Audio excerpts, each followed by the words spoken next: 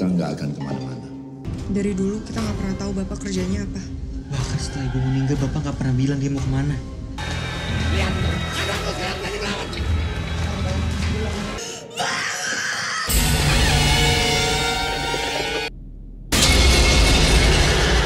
Hello Brovers, kali ini gue akan mereview Pengabdi Setan 2 Communion. Film ini jadi sequel lanjutan dari film pertamanya yang berjudul sama. Gue akan review film ini dari sudut pandang konsumen biasa aja ya. Dan gue akan kasih detail kelebihan dan kekurangan dari berbagai aspek yang udah gue temukan setelah gue nonton 2 kali film ini.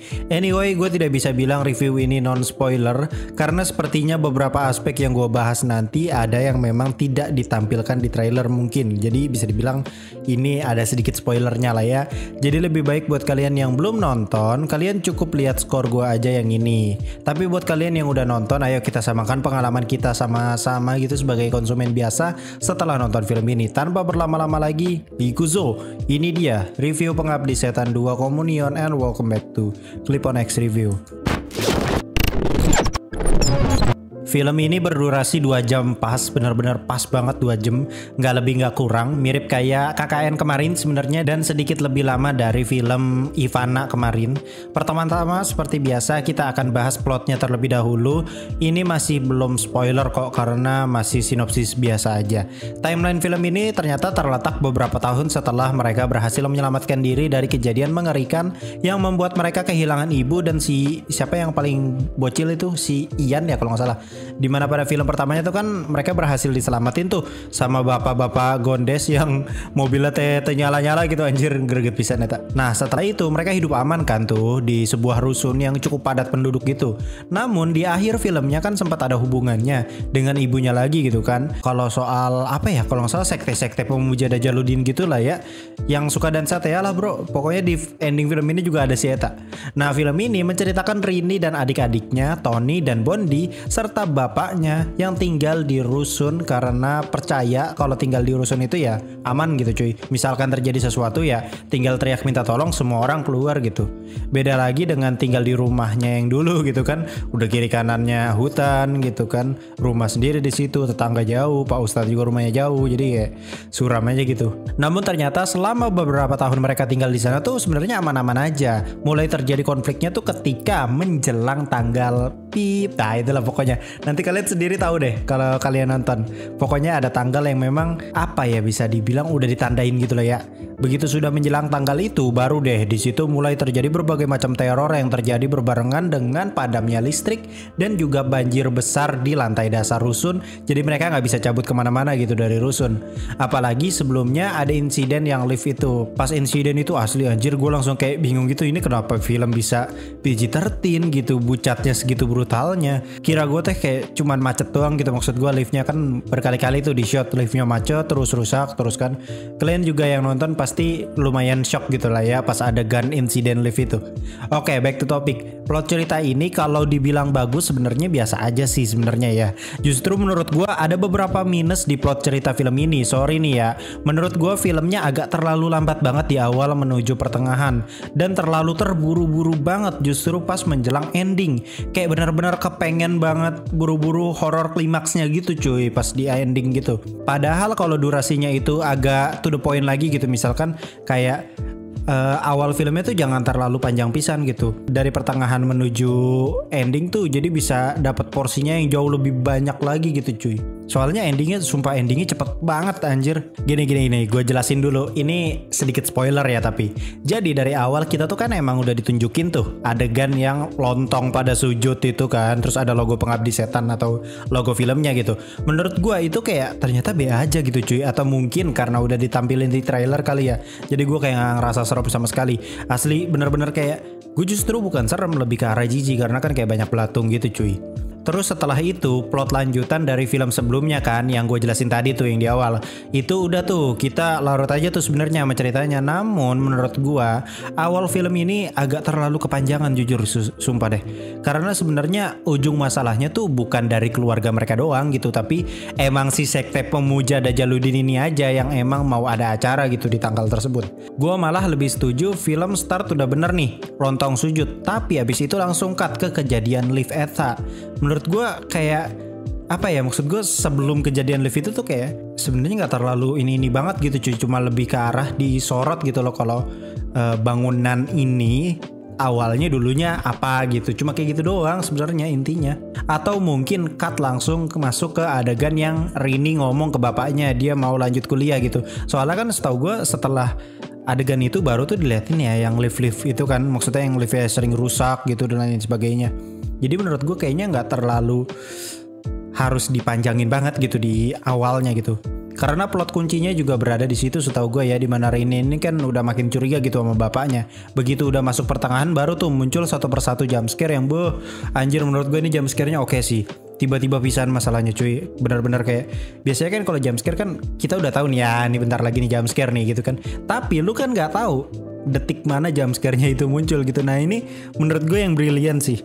Kalau nggak salah ada tuh yang di awal-awal ya jump scare yang perihal tong sampah itu, buset itu gue loncat anjir dari situ. Dan setelah insiden lift itu baru tuh langsung teror dimulai, buset nggak ada berhentinya cuy, bener-bener teror sepanjang itu sampai ending cuy.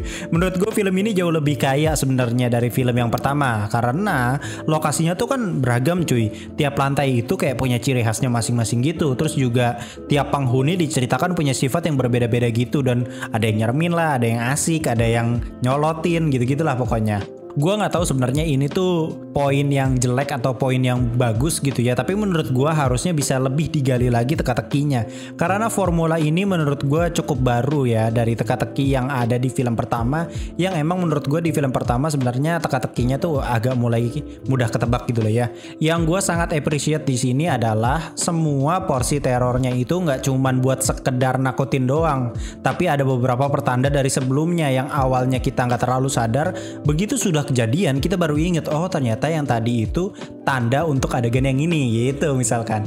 Jadi nggak mubazir asal-asalan jump scare gitu cuy, tapi ada banyak maksud di dalam adegan teror tersebut. Yang gua highlight banget pas nonton kedua kalinya itu adalah pas adegan menuju akhir, setahu gua anjir itu kayak rada kecepatan sebenarnya gitu cuy.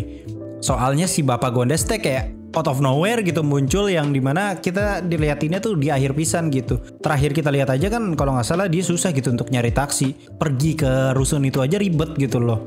Sedangkan menurut gue harusnya dilihatin dulu tuh si bapak-bapak Gondes itu untuk meyakinkan semua orang yang terlibat, yaitu warga-warga di luar rusun ya, untuk datang ke situ gitu loh. Tapi ternyata datangnya tuh di akhir pisan gitu, bener-bener kayak tipikal film horor yang polisinya selalu telat gitu maksud gue. Padahal sebenarnya bisa tepat waktu cuy. Dan menurut gue adegan yang di akhir itu kelap-kelip itu menurut gue udah kece banget sih, kayak wah itu dapat lah gitu merindingnya walaupun bukan jump scare gitu. Terlebih lagi Tara Basro aktingnya udah nggak ada obat banget di adegan itu.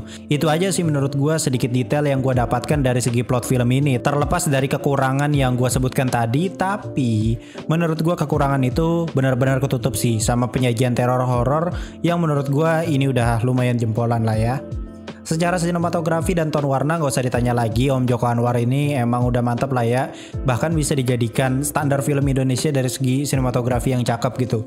Untuk ton warna sendiri gak usah dikomen karena ton warnanya Om Joko Anwar emang udah trademarknya seperti itu ya, kayak brown coklat gitu. Justru gue itu sangat suka dengan teknik lighting di film ini yang menurut gue kayak agak remang-remang gitu tapi nggak terlalu gelap juga gitu, pas aja gitu menurut gue sama beberapa adegan terornya. Apalagi yang kalau nggak salah yang main-mainan korek gitu ya, wah itu oke sih cuy. Apalagi pas adegan transisi di mana ya, adegan yang sholat kalau nggak salah ya, ada adegan sholat ya, pokoknya nanti ada adegan sholat dan menurut gue itu transisinya thumbs up banget itu buat sinematografer dan editornya pada post production film ini. Keren-keren sumpah, smooth banget anjir transisinya. Udah gitu dilengkapi dengan ton warna yang berubah seketika serta backsoundnya juga berubah pas adegan sholat itu. Itu menurut gue jadi one of the best scene tuh yang sholat itu menurut gue. Untuk musiknya menurut gue ini udah the best parah ya, apalagi pas radio itu yang lagu yang di radio itu yang apa ya namanya, pokoknya ada lirik Durjana malam gitu dah anjir. Itu lumayan sih kerasa, cuman emang gak terlalu semerinding yang di film pertama sih menurut gue lagunya. Kekurangan berikutnya itu menurut gue masih ada di plotnya sebenarnya ya, soal beberapa elemen politik yang dihubungkan dengan Plot inti cerita film ini di mana sekte pemuja Dajaluddin ini ternyata berhubungan dengan berbagai macam urusan negara gitu. Yang sangat gue sayangkan sebenarnya adalah perihal si bapak yang menurut gue sangat kurang sekali digali. Padahal lu dari awal film sampai akhir film lu diajak suuzon ke dia cuy. Ternyata pokoknya si bapak itu bisa dibilang jadi karakter yang justru sangat disayangkan, kurang digali banget cuy. Padahal menurut gue itu punya potensi tuh si karakter si bapak eta. Padahal penyebab semuanya itu kan kalau nggak salah ya karena si bapak itu ya. Dan si bapak ini yang berusaha untuk menyelesaikan masalah kemudian mengemban beban itu sendirian. Jadi kayak dude what the fuck. Kayak anak-anaknya juga kayak kelihatan kagak ada terjadi nenaonan gitu anjir di akhir cerita.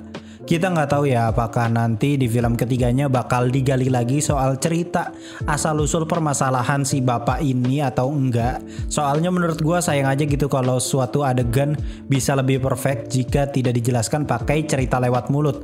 Aduh kayaknya sayang banget gitu, apalagi ini tokoh penting gitu. Masa diceritain backstory-nya lewat mulut si bapak-bapak gondes. Itu pun di akhir banget digetek anjir. Untuk para aktor menurut gue udah gak usah ditanya lagi, performanya udah mantep-mantep banget. Apalagi Tara Basro, Mbak Tara ini keren banget, sumpah asli hebat ini di sini. Film ini kayaknya emang udah fix berkontinuitas ya. Entah sampai film keberapa, tapi menurut gue pribadi sih kayaknya nggak akan berakhir di film ketiga ya.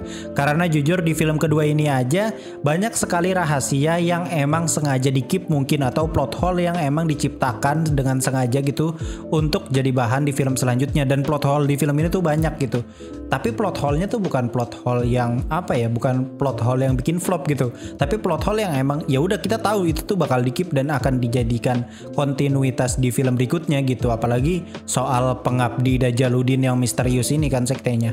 Kesimpulan dari review ini adalah filmnya akan terasa agak lama banget jika kalian sudah hafal dengan film Pengabdi Setan yang pertama, karena jujur agak kurang to the point ke cerita inti di awal-awal sebenarnya.